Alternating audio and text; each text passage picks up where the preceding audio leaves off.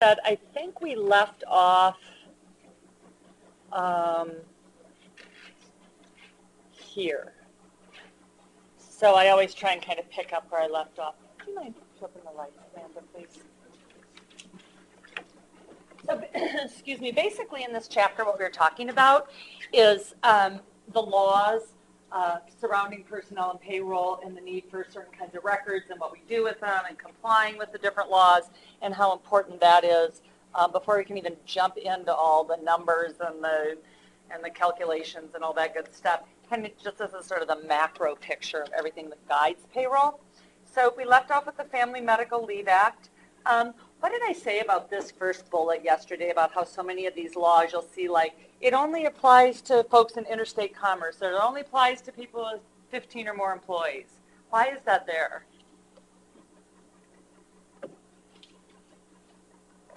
Remember what I said? Essentially, when you see something like that, it's because there's been some sort of compromise as the bill moves through subcommittees before it goes to the floor of the Senate and the House for final passage. So it's compromise. I mean, obviously, don't you want all companies to have to comply with the Family Medical Leave Act? Why is it only companies with 50 or more people? So if I work for a company with 30 people, then they don't have to abide by it, do they? So just be aware of that. And I always hate to say, like, you need to memorize stuff, because obviously in the work world, you would just look it up. But it's, I mean, I definitely am expecting that you kind of, well, that you do know who has to comply with each of these laws. Additionally, almost all of them have some sort of acronym, right? Like I'm not going to say Family Medical Leave Act every time. I'm going to say FMLA. So next week, I'll tell you exactly when in a moment, we're going to have a quiz just to make sure that you know what all these acronyms are. So I'll just have a list of them and you'll pick, X amount of them, 8 of them. I'll list 15, you'll pick 8 or something like that. And then you need to tell me what it stands for and what the law actually is. So we're going to be going through a bunch of them. Well, we already have gone through a bunch of them in this first chapter's PowerPoint and then on the tax tables that we're going to look at today. So anywhere you see an acronym, that's what I'm talking about. So basically, FMLA is to make sure that you're able to come back to work in the same or an equivalent position if you have to leave to take care of yourself, an adoption, a spouse, a parent, a significant other, and it doesn't have to be concurrent. In other words, it doesn't have to be 12 weeks in a row. That 12-week time is in any one 52-week period. Your health care coverage must also continue while you're on FMLA, and it's expanded if you're in active duty. Which takes us to another act. This does not have an acronym. This was passed, I can't tell you exactly when this was passed. It was sometime when we were still actively in Iraq. It was under Bush Jr. So probably, I don't know, I'm going to just say 2006, 2007. But it basically is you have got to be given the right, if you have to take a leave of absence to serve in the military, the right to return to your prior job with your seniority intact. So, of course, as you all know, in the Middle East conflicts, we sent a lot of folks that were in National Guard. Many times, many of them were going 2 and 3 and 4 ups in the Middle East. So this was essentially passed to protect their positions when they came back from conflict zones. And their health benefits need to be started right back up, and this law doesn't apply if they were dishonorably discharged. ERISA. Okay, this is a really important act. So does anybody know what a trustee is? Ever heard of that term? Is it the person who gets control of your assets? Close. It's somebody that takes control of somebody else's assets. That's exactly what it is. And what the issue is here is in the 70s and the early 80s, when sort of America's manufacturing base started to sort of dissipate because of competition from Asia, a lot of big companies raided their pension plans to pay their operating expenses.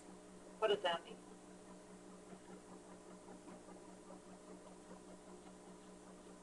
like you or I cashing in our 401k to pay our Northwest Energy bill.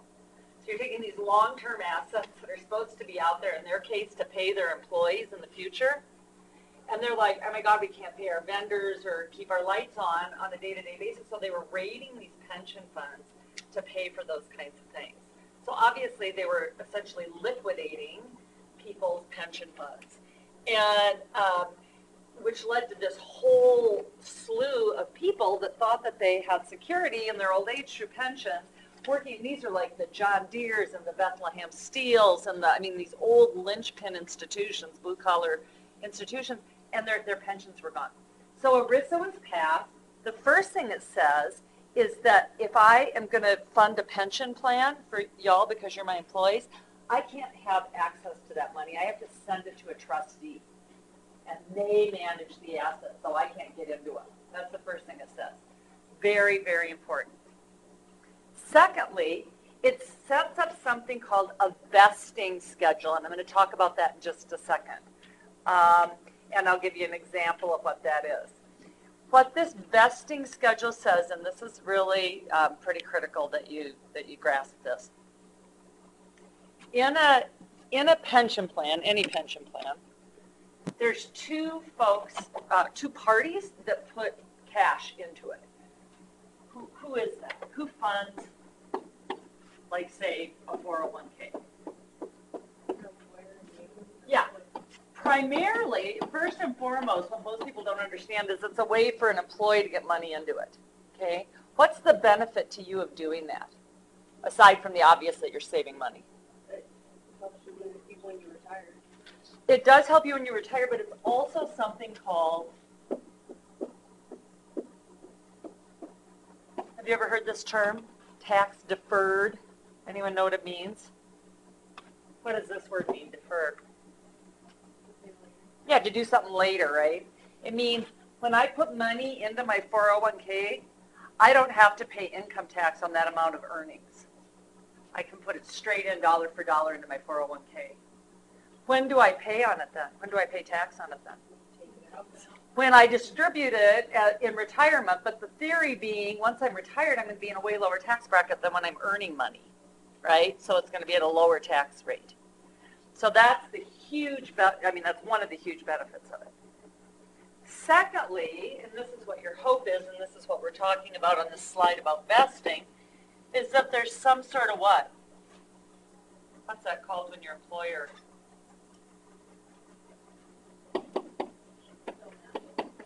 You're hoping he or she's going to have some sort of a match. I mean, in the best world, it's going to be dollar for dollar, but I mean, that happens in really hot markets like San Francisco and Dallas, but you don't see really a lot of dollar for dollar matches in Missoula, Montana. But they might match you 50 cents on the dollar or 33 cents on the dollar up to, X amount per year. So that's free money, right? Okay, so stick with me here. Does everybody basically understand how this works? But does an employer have to match? No, they might just set up a 401k that allows you to do this, okay?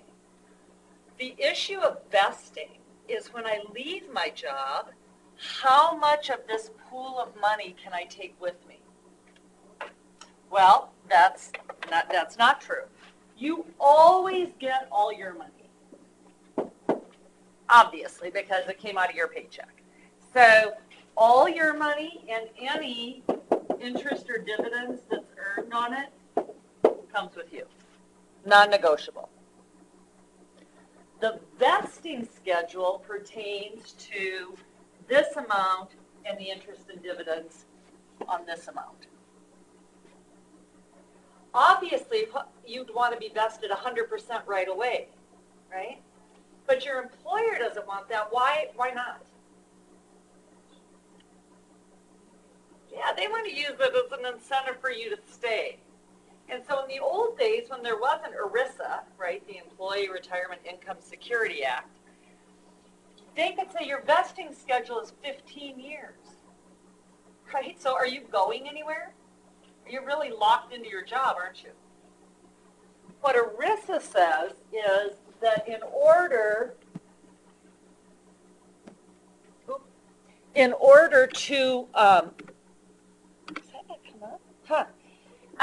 in order to vest, you've got to start vesting in 3 years, according to ERISA, and you have to be vested fully in 6 years. So this is just an example, like after 2 years, you're 20% vested. After 3 years, you're 40% vested. This is just an example.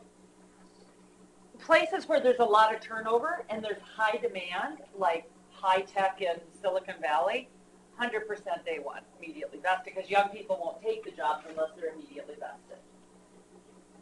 Universities usually pretty short as well. 2 or 3 years, you're 100% vested because professors have a tendency to move. But at any rate, the point being, in any situation, there's so many different ways to maneuver this, sorry. In any situation, you've got to start getting vested here after what? Yeah. And you have to be 100% vested by 6 years. And vesting as a concept does not apply to this piece of the equation at all. It's always your money. Does everyone understand that? So the 2 big pieces of ERISA is the fact that you have to send money to a trustee. In other words, I can't have this money. Say I own a construction firm and y'all work for me. I can't have this money sitting in an account where I can give it. It's got to go to a trustee. And then secondly, the vesting schedule.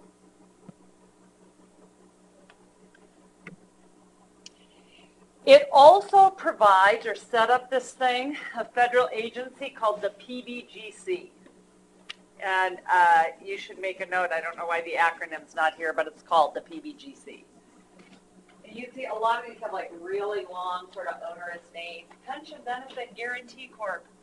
What this basically is it's a federal agency that insures your pension plan.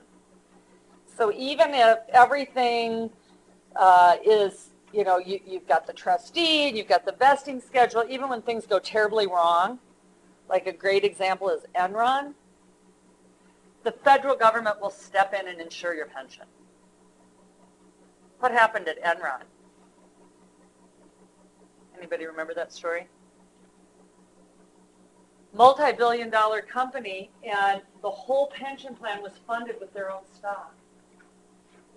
So you're going to work, you're getting your paycheck from one company, and your whole retirement's in that same company's stock.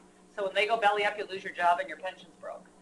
Stupid, stupid, stupid. That's the proverbial all your eggs in one basket. The whole key to security is diversifying as much as you can, right? Little real estate, little stock, little income from your job. Okay, stringent record keeping required, and the employer's got to file a tax form. But the big thing that you need to know is the PBGC, the trustee, and the vesting. ACA, what's the nickname for this? Obamacare. And it's kind of a funny story. It was put upon, it was intended to be a derogatory name, but he kind of just took a step forward, took it and owned it, and calls it that himself. So a lot of people don't even know it's really the ACA, the Affordable Care Act. Most of us just talk about it as Obamacare. And here's the formal act that passed ACA. It was signed into law in March of 2010, which a lot of people don't know because really it was very incremental in that a few things happened each year, didn't it?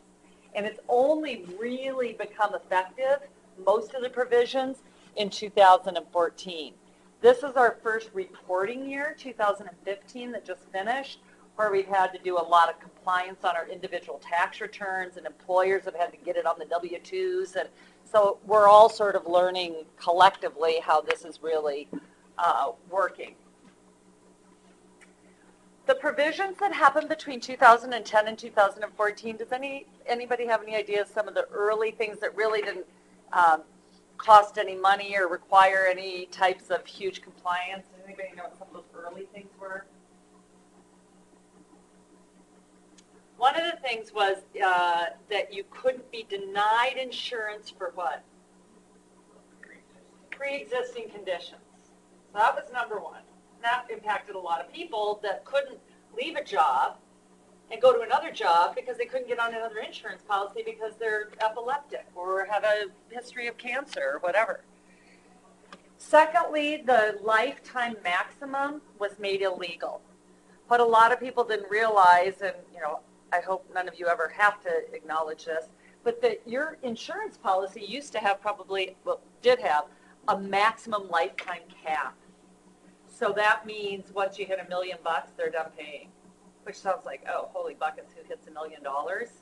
And it's like, take a kid with cancer to Seattle for 6 months and see how quick you hit $1 million cap. And then the insurance company says, we're done paying, and you're bankrupt, and you've lost everything you have, and really basically that's it for your life. So that was done away with, pre-existing conditions. And then thirdly, every insurance policy now has to include well-check components and preventative care. Now, mammograms and pap smears and immunizations for our children and all that kind of preventative care that saves money down the road. So those are some of the early provisions. Those provisions weren't particularly controversial, right? I shouldn't say everybody, but most people believe those are pretty good things. The controversy comes into play when you talk about how many people were uninsured before ACA? Anybody hear this number? About 40 million of us. Yeah. It was about 15% of the whole United States population was uninsured. How are we getting those people insured? Well, there's lots of different mechanisms. Are you working? If you're working, do you work for an employer that has 50 or more employees, or is a small employer? If you're not working, like you're going to school, or you're training, or you're a stay-at-home parent, or whatever the situation is, or you're underprepared for the workforce, how do we get you on the insurance rolls? By expanding Medicare, okay, and helping you pay your premiums for health insurance. These are the things that get really controversial, right? Because how do you pay for a lot of that? With the dreaded T, taxes, right? So one of the first taxes was for people that make $200,000 or more if you're single, or $250,000 if you're married filing joint. You have to pay another 0.9% in Medicare taxes. So does that sound controversial?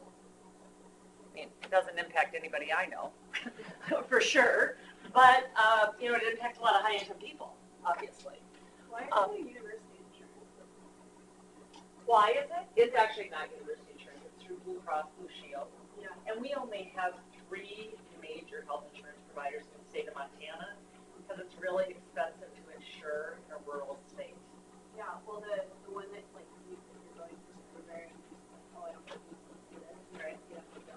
How much is it? It's like $5 grand a semester. $5,000? No, Like it's not. 3. Yes, it is. It's insane. And It's I went not there and talked to them 5,000. about it. Yes, it's a Well, lot. it's like $1,600 just for an individual for a semester. Okay, 1,600 and 5,000 are very Well, different that could be numbers. for your whole family.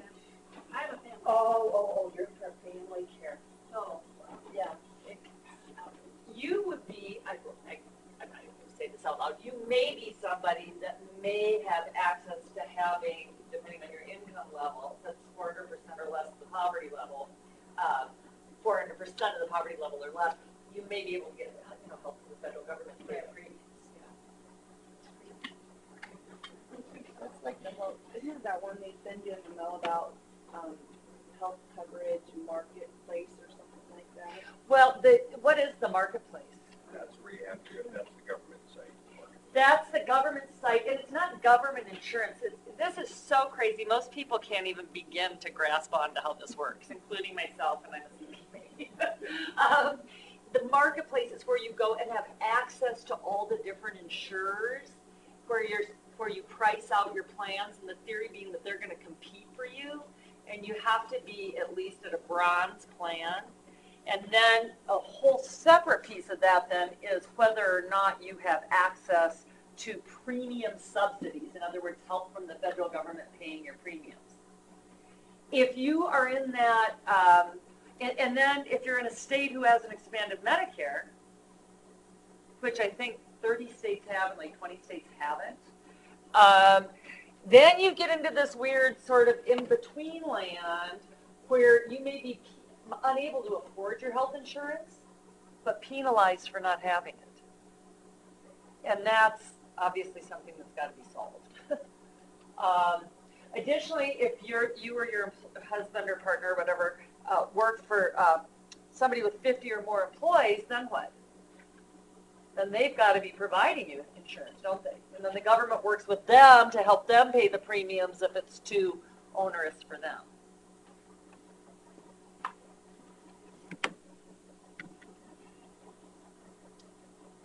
So this is what I'm talking about. If you're a small employer, which is 50 or less employees, and you offer health insurance to your employees, then the federal government's going to help you with those premiums. So if I'm, Big Sky Ice Cream, or Big Dipper Ice Cream, is that what it's called? Yeah.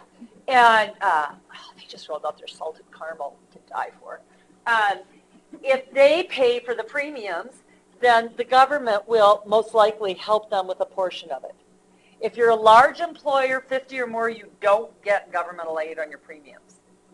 If you're somebody that's self-employed, or say you're a student, single mom with a couple kids or whatever, one of those situations, then you're somebody that's hoping that, and you probably are, not making enough money to be able to afford it, that you're going to get some premium subsidy. With that said, there's lots of situations that don't really meet any of those criteria, and there are gaps that need to be fixed. Anybody else have any questions on ACA? Because it's something that impacts all of us. I do tax prep. I've got a tax practice, about 40 odd clients, and one of the things I have to ask everybody now is I have to go through who in your family was covered by health insurance, month by month by month. It's this whole new set of forms that I have to fill out on the tax software. So even the most basic tax returns you're going to see have got a lot of addendums now, and it's all based on ACA.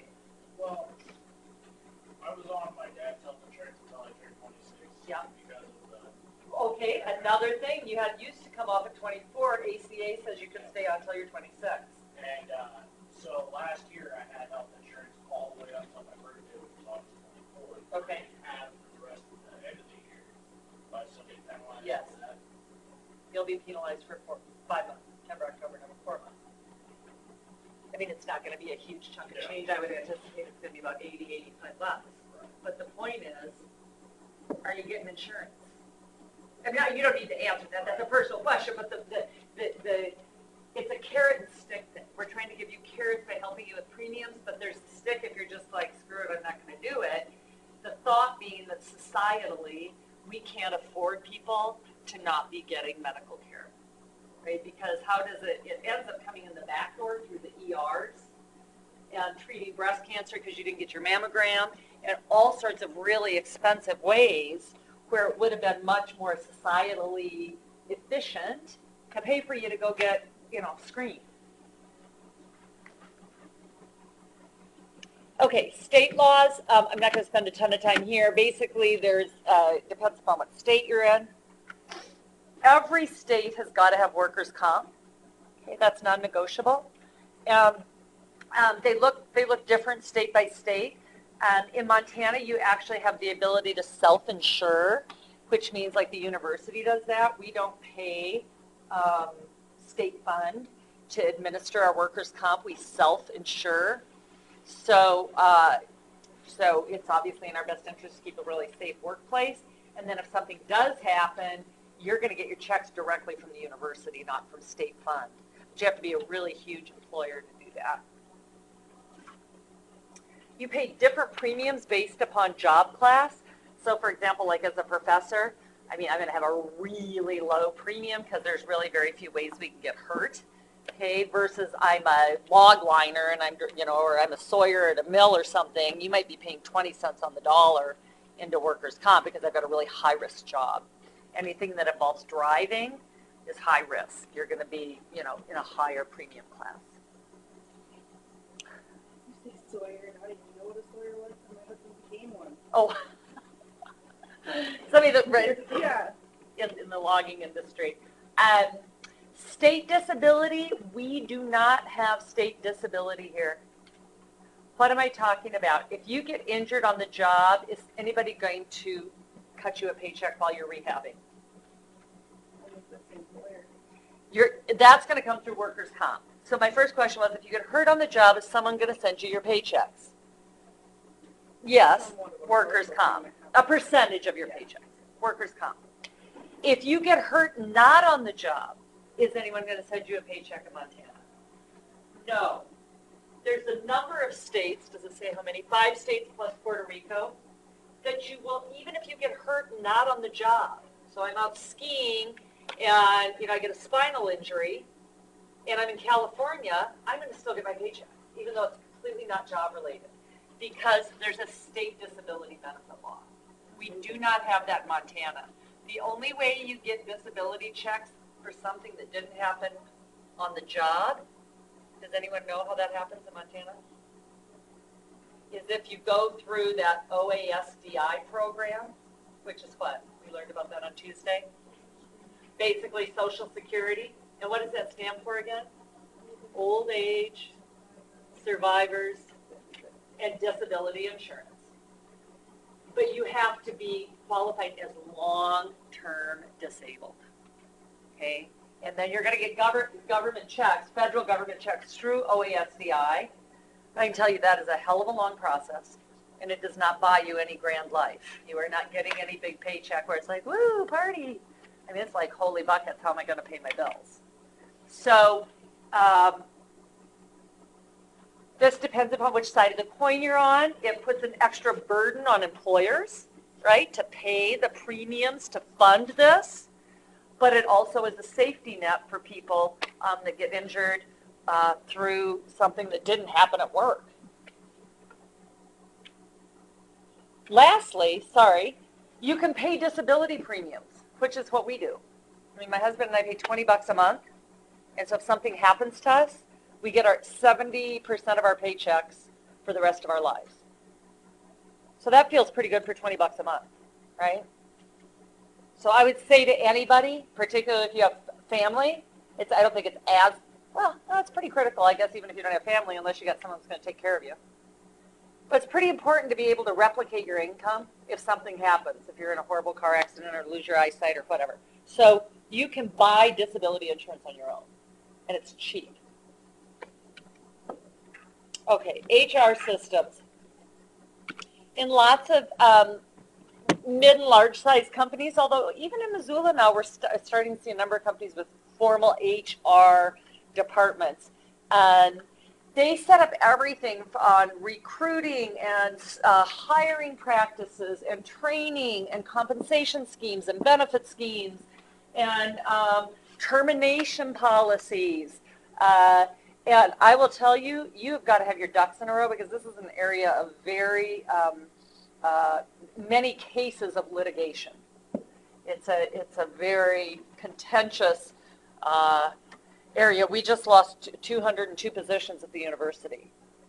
And every single person that was laid off at this university last week was laid off with a union rep and an HR rep present. Because I can guarantee you there's going to be probably issues, or could be issues. There could be issues surrounding it. So it's really critical that you have got these policies and procedures in place so that if somebody comes back and you says, you know what, you discriminated against me because I'm blonde, I can say, no, here's my HR policy book. And it clearly said that you had to have these 5 qualifications before we'd even consider you for an interview, and you only had 3 of them, right? So you've just got to have really strong policies and procedures.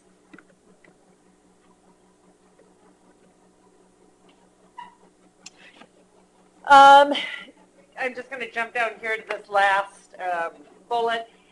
So applications for employment, how many of you have seen them where they ask you to actually fill out, are you Caucasian or Native or African American? And you're like, what is going on here? How can they ask me those things? Okay, there is no law prohibiting those questions. The only reason you should see them is one of 2 things. One is they're filing EEO reports. In other words, what pools of people are we drawing from? Percentage of men versus women, ethnicity percentages, percentage of disabled folks applying for the jobs, those kinds of things, compliance things, which are normally like at the university, we have to do EEO reporting. Or they're asking you those questions because it ties into your ability to perform. So are you Spanish speaking? Well, why is that relevant to my ability to do the job? It is if I'm working in a bilingual school district or a bilingual medical clinic or something, okay? Or what passport do you carry? Why is that relevant? Because honestly, in the world the way it is today, there's a lot of passports that don't do well going into certain countries. And if I'm, engaged in global trade and I need to be traveling to Malaysia and I'm carrying an Israeli passport, that's not going to get me in Malaysia. So if it pertains, then you can ask. How would religion Really, the only religious example I can think of, and it's not so much what religion are you, but it's, are you available to work on Saturdays? No, I'm Jewish, that's my Sabbath. Okay, and I run a movie theater. Well, I need you to work on Saturdays, it's my business day. So it's not so much I don't feel comfortable that I would ask you your religion, but I would ask you, are you available to work on Saturdays? Are you available to work on Sundays? Are you available to work on Christian holidays? Or whatever the case may be.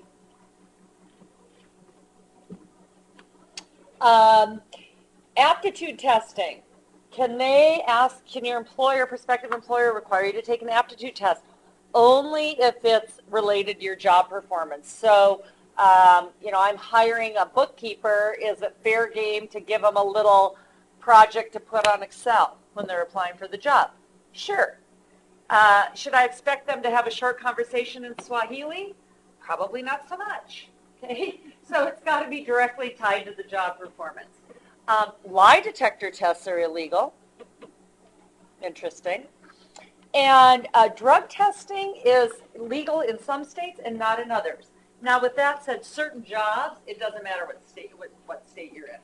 Anything involved with driving a rig, captains of ships, engineers for the railroad, anything where you've got pilots, obviously, anything where there's other people's lives at risk based on your job, it doesn't matter what state you're in. But Montana is a state where you can be drug tested for any kind of job that your employer deems fit. I mean, you can't get an interview at DirecTV without passing a drug test, right? And that's not anybody's life is at risk unless they're going to have a heart attack because their dish is not working. I just have a question about the lie detector thing. Yeah. Is that prior to employment or at any point? That's a good question. The question was, is the lie detector test prior to employment or afterwards? I'm going to go out on a limb here and say I think that's probably in both, always, all situations. I think, I guess go ahead. From the time you start to the time you quit. Yeah, I just don't know the answer to that, but I don't believe you can be forced to take a lie detector test to retain a job. But if they agree to it? I mean, yeah, that's like, that's similar, so Kelly's question was, well, what if I agree to it? That similar concept to that is, what if I have you sign a piece of paper when you leave that says, I can ask bad example, never mind. Go ahead, sorry. Now, as far That's as not- the drug testing, depending on state, Yeah. does that also change the community rules? Could. Because I know when I was working in Canadian, they put you in a roulette every month. Pick out random numbers. And then also, if you get injured on the job for workers' compensation, you have to be drug tested. I think you always get drug tested if they're gonna be writing you a check out of work comp, aren't they? Yeah. So and again, I'm not a legal guru, but there's a hierarchy of where collective bargaining agreements fall as far as do they supersede state law but not federal, and I can't really speak to that, but you're saying, in your example, yeah, it was allowed. Right.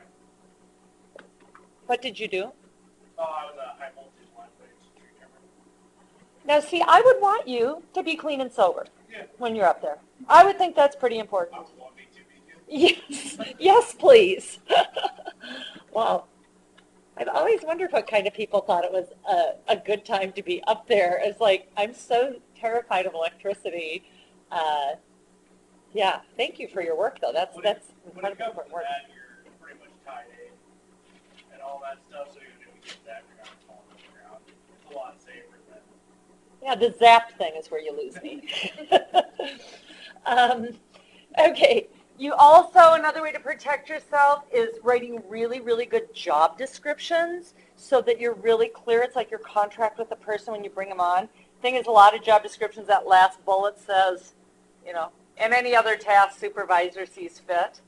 But it's important to spend time writing this so you make sure that you don't leave yourself open to discrimination suits. Reference inquiries, that's where I was trying to go with this whole analogy that didn't quite pan out, so let me explain it here. So there's a ton of litigation in this area. What this is talking about is you're looking for work. You say Amber's looking for work. She comes to me and applies with me, and I say, well, can I see your references? So she gives me her references, and one of her references was working for Olivia. So I call Olivia, and I'm like, what can I ask Olivia about Amber? I can ask her how long she worked there. I ask her if she's eligible for rehire, which you're actually not even supposed to do that anymore. Can I ask her anything? Is it legal for me to be like, so did you like her? Sure, I can ask her whatever I want. They don't have to answer. She doesn't have to answer, but she can. And everything's fine until what? So she tells me like, nah, truth be told, never showed up on time, wasn't that great of a performer, nobody really got along with her, right? And then I'm like, okay, well, thank you very much. I hang up the phone, and I put her application in the round bin, and I go, and I call references. Your name just escaped me. Marie. Marie. That's all fine and dandy until Amber really starts to dig to find out why she didn't get a second interview and files a discrimination suit for my reference in court. So for years and years and years, we all did this. I'll be frank. I would have employers in Missoula call me all the time and go like, I've got 4 of your graduates sitting here looking, they want a staff accountant job at Alps. Who should I hire? And it's like, I know all 4 of them are, good performers. I mean, honestly, to be honest, if you graduate with an accounting degree, you've got to be pretty technically competent, da-da-da-da-da. But I know that one of them is probably not going to fit in that, super polished, high-rise downtown, have to dress to the nines kind of environment. Can I say that anymore? I really can't. And it's kind of a disservice because it's not that you're not technically competent, it's just that you're going to flourish in a different kind of environment. And I know that. This isn't going to be your scene. The culture is not going to be your scene, but I can't say any of that anymore. Okay? So reference inquiries really are diminished. The credibility is pretty much diminished. I don't even know why people bother with them because most people are going to cover their butts and say, yes, she worked for me. Here's the dates she worked, and they won't even answer the eligible for rehire question. So what does that tell me? I mean, really all it does is validate that, in fact, yeah, she worked here.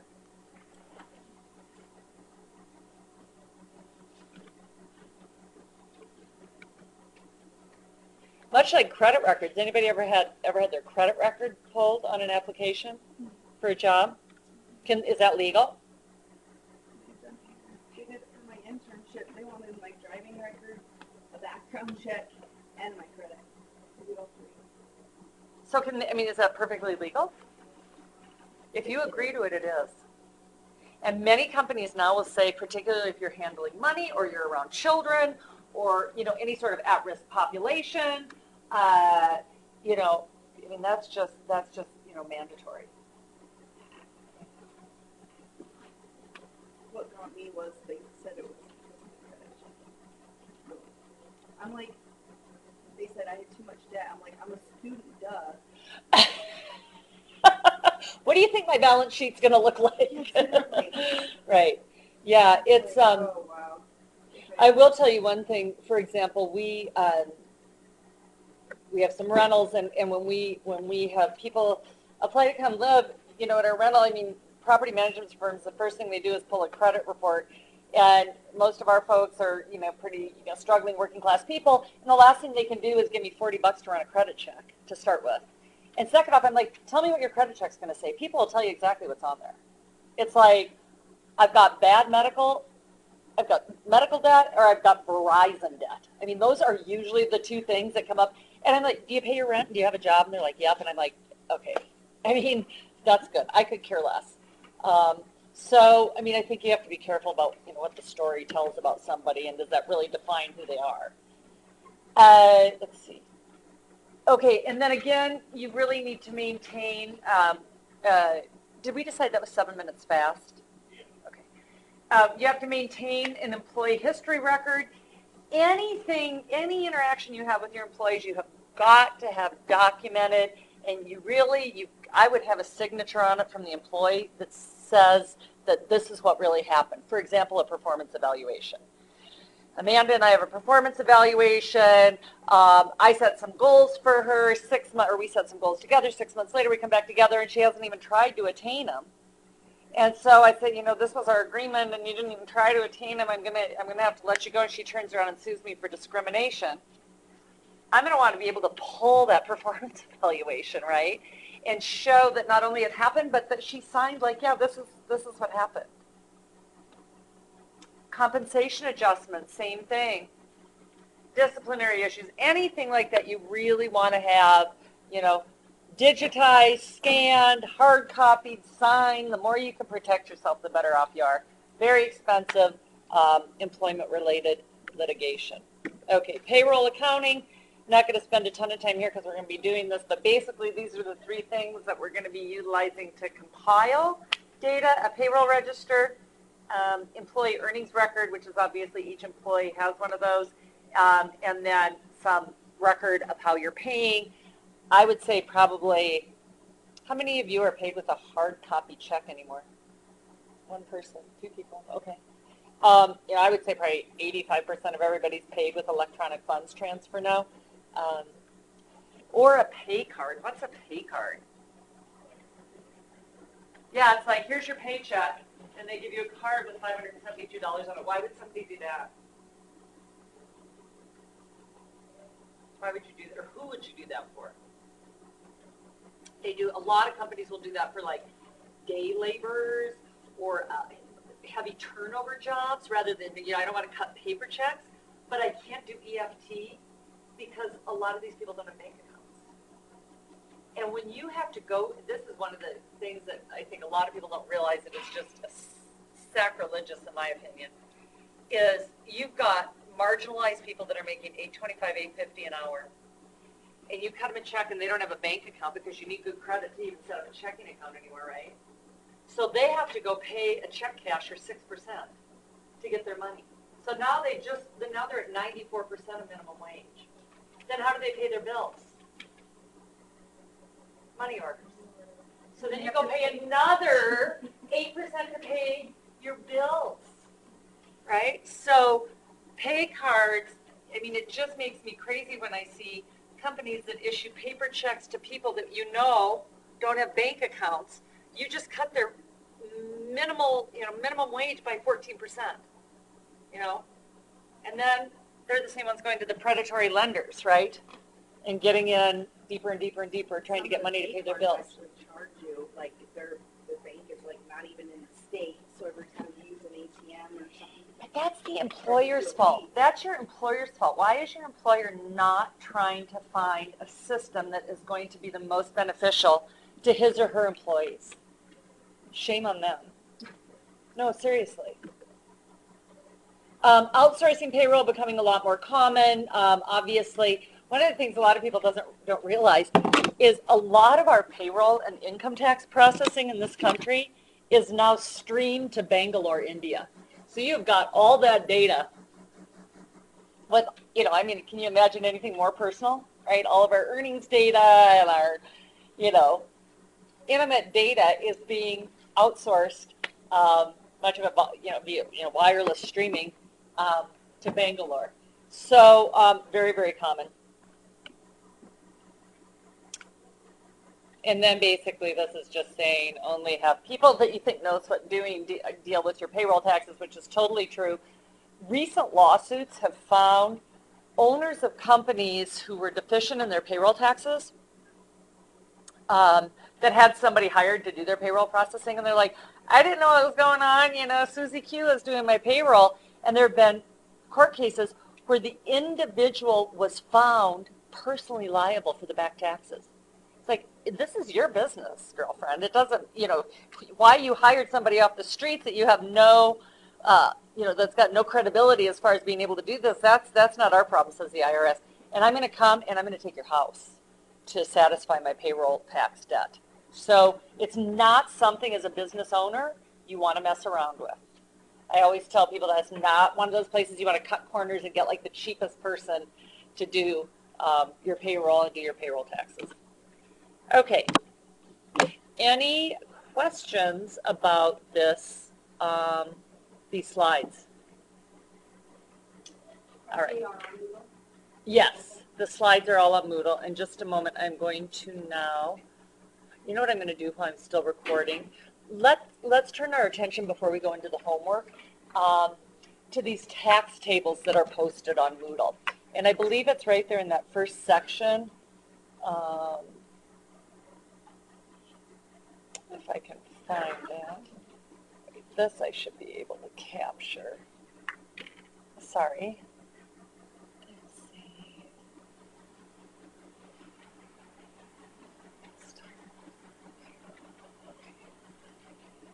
Okay, and then back to Moodle. Okay, so in the top of Moodle, there's a Word file called Tax Tables 2016. And for those of you online, you're also going to be responsible for this. Oh, I've got it. Yes, yes. So it'd probably be beneficial at some point to, you know, print these and put them in the front of your book or somewhere where it's very easy to get to and easy to see, because you'll be using it a lot.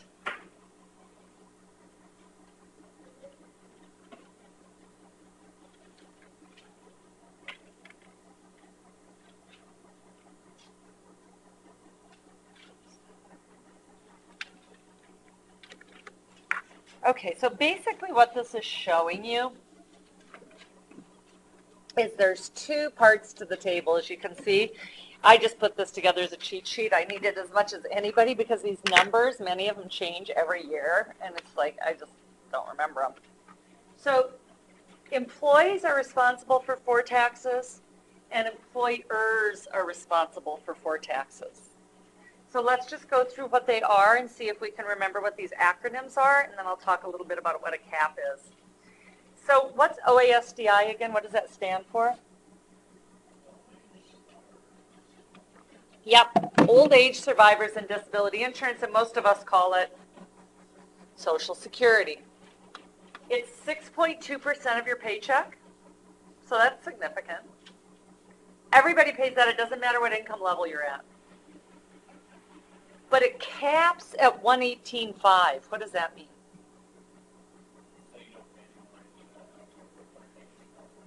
Once you've earned $118,500, you're done paying it.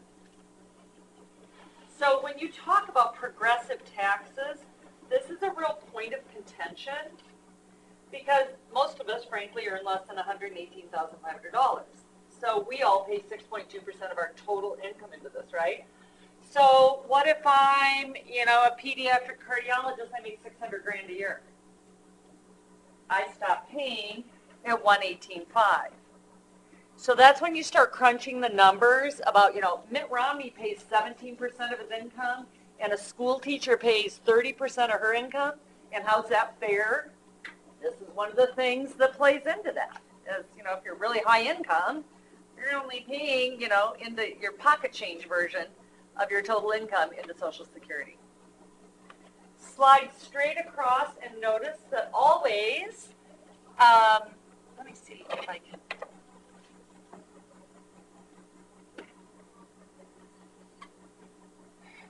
This always matches that.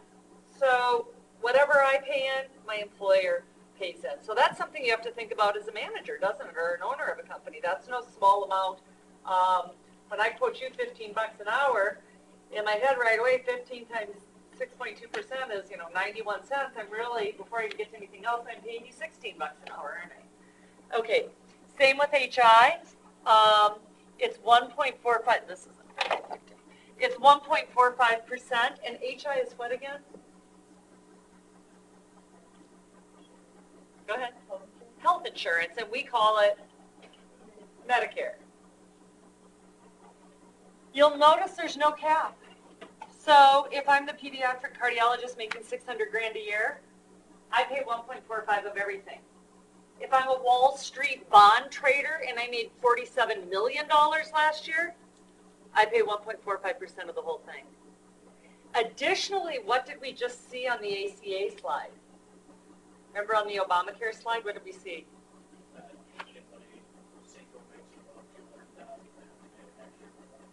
Exactly. So these numbers aren't completely true. If I am high income,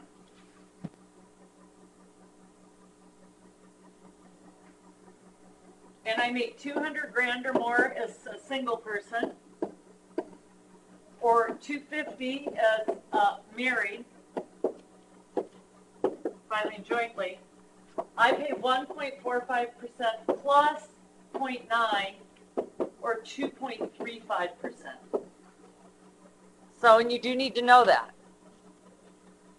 Does the employer have to match that 0.9? No. So now it even gets a little bit more complicated. Our tax tables forever were just 6.2, 1.45, 6.2, 1.45 for employee and employer. No longer. What this is saying is this 2.35 is used right here. Only there. So the employer doesn't pay. So how does the employee, the high income employee, get the money to the federal government? Does the employer hold it out of his or her paycheck? You pay it at tax time. You pay it with your income taxes. And your software will just spit it out. Oh, by the way, you owe an extra 0.9 on your income above $200,000. Because I might be, teaching second grade, making $35,000 a year, married to the pediatric cardiologist. Together, we've got to pay that 0.9, right? Okay, what's FIT stand for? Federal income tax. And federal income tax runs between 10 and 39.6% based upon income level. It is a progressive system. Our state income tax looks just like that. It's progressive, 1 to 6.9%. Does everybody pay income tax?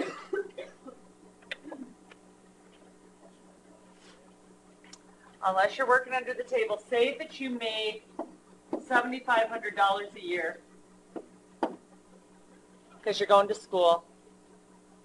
And are you going to pay income tax on that, 10% of that?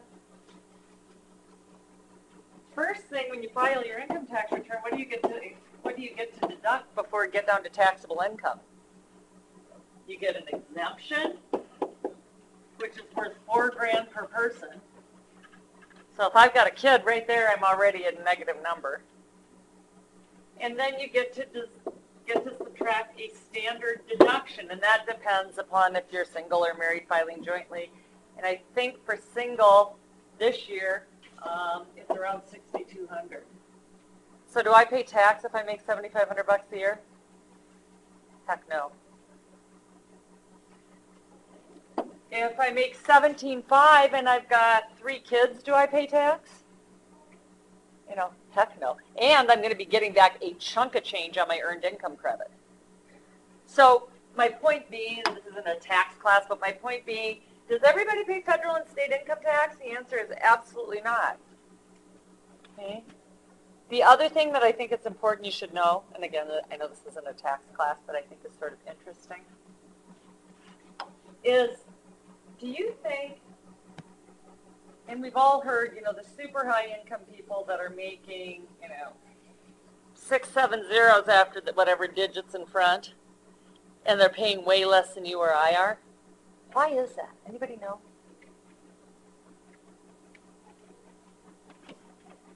This is all, the example I'm giving you here is all income from just a standard W-2. Or maybe I own a business, I'm self-employed. And this would describe what I would call, working men and women, right? What about folks like, the Mitt Romney that came out that he made $50 million in the tax return that he released when he was running for president, and he paid 17% in tax. Because, is he getting a W-2? No, it's almost all from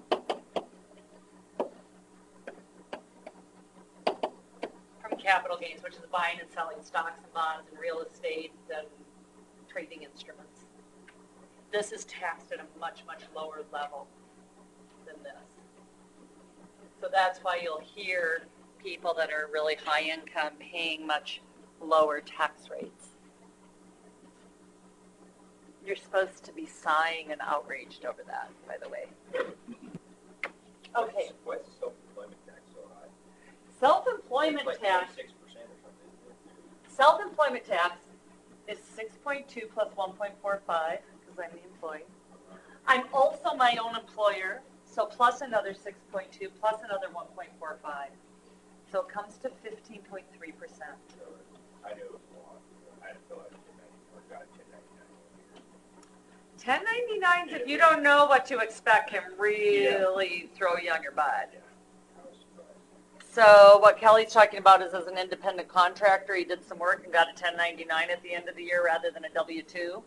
So nothing had been taken out of his paycheck because it wasn't really a paycheck, you were a contractor. So when he filed his tax return, he had to pay 6.2 plus 1.45 plus 6.2 plus 1.45 plus federal and state income tax. So all of a sudden that $3,000 that you got Yeah, it and was spent hardly worth it, yeah. and da-da-da-da-da, really, you should have put $1,400 of that in the savings account to pay your taxes. Which when people come to me and I tell them that, they're like, OMG, because they don't have $1,400. Yeah, All of a I sudden had you're back. I have a regular job and that as well, so it took all my tax return from one to pay the other one.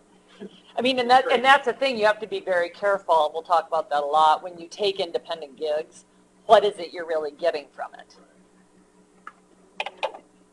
Depending on what the job is, half the time you can write off. You do it right. Well, yeah, it totally depends upon the job. I mean, when I do consulting, what am I going to write off?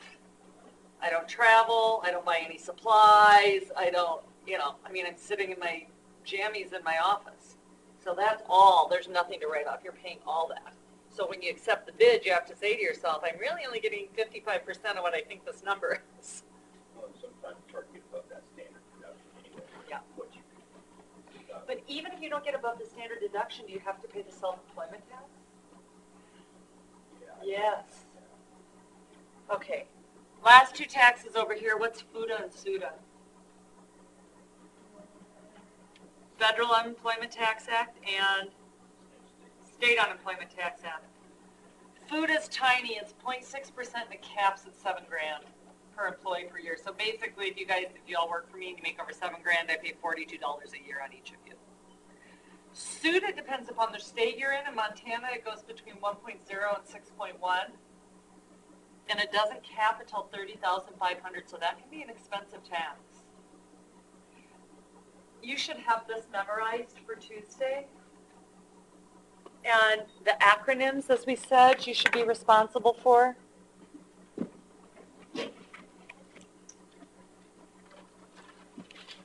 Okay, I'm going to shut down the recording.